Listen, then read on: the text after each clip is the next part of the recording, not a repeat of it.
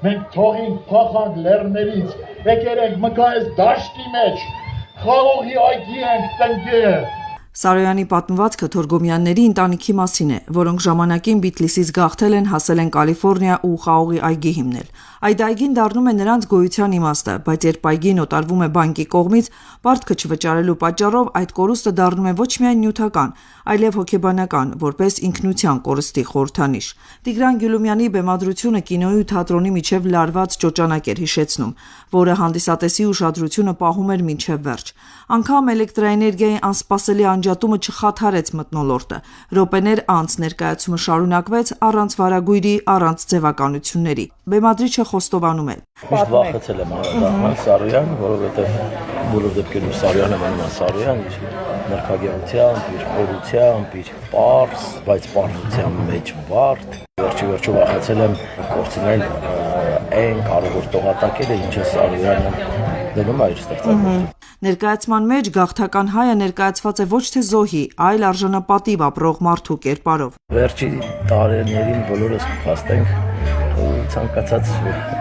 շատ ներկայացումներ բեմական որ լինում է միշտ կարծես թե հայ տեսակին փնովում ենք, պատկոմերն ենք ցույց տալի, ձեռ ենք առնում, ծաղրում ենք մեր թերությունները։ Սա հրաշալի մի ստեղծագործություն է, որտեղ հայի բարձր որակների մասին է խոսում,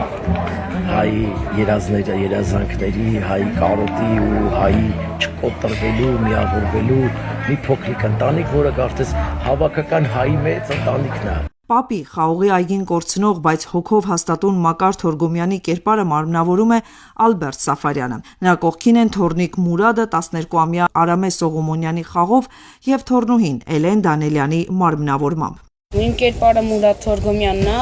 12-13 տարեկան տղա է։ Սիրում է իր խաղողի այգին, իր տունը շատ է սիրում է աշխատանքը խաղողի ջրի հետ։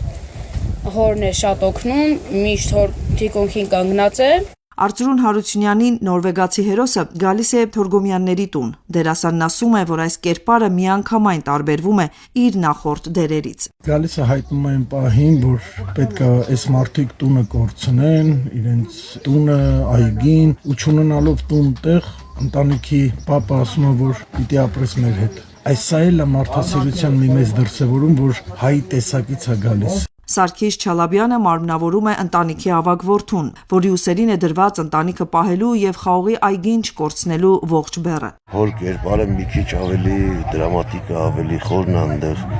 մեծ ցավ կա, ինքը բերում է մի մարդու անծանոթին, բերում է իր տունը ապրելու, բայց այդ նույն պահին վաճառում է տունը։ Շաքե Թորգոմյանը, որը մարմնավորում է թոռնուհուն, ասում է. «Մի տեսարան կա, որտեղ ամեն անգամ չեմ կարողանում հուզմունքս զսպել»։ Երբ որ պապիկը մոռանում եմ Բիթլիսի նկարը ուղղվածում դրա հետևից, որովհետև այդտեղ այնքան ասելիքը շատ էր, այդ քաղաքը ինչքան էլ մեր հոգում կա, բայց ինչ որ մի ձև պետք էր նաև իրեն ֆիզիկապես զգալ, ու միշտ պապիկը զգացել է այդ նկարի մեջ, ու այդ նկարը կորցնելուց ինքը ավելի շատ կկորցներ իրեն, քան այս տունը կորցնելուց։ Այս ներկայացումը ոչ միայն Սարոյան է, այլև Բիթլիս, հայրենիք, կարոտ եւ փոքրիկ տղայի աչքերով ապագա։ Հենց կարելի է սպանել, բայց ոչնչացնել մեզ չէ կարող։ Կա ծայր պատասխանը անկետ աշխարհին։ Ներկայացումը ավարտվեց, բայց Սարոյանը մնաց։ Խաղողի լքված այգին վերածվեց մի բանի, որը հնարավոր չէ կորցնել։ Հողը կարող ես կորցնել, այգին էլ, բայց հիշողությունը ոչ։ Եվ մինչ հանդիսատեսը լուռ հեռանում էր բյուրականից, Սարոյանի հերոսները կարծես մնում էին այնտեղ, իրենց ձայներով, հայացքներով, ցավով ու երազանքով։ Հիմալ կերնի, հիմալ չերթամ, իներգի, կելերթանք, Մերերգի դուգան ուշներ Արմինե Գևորգյան, Ռադիոլուր։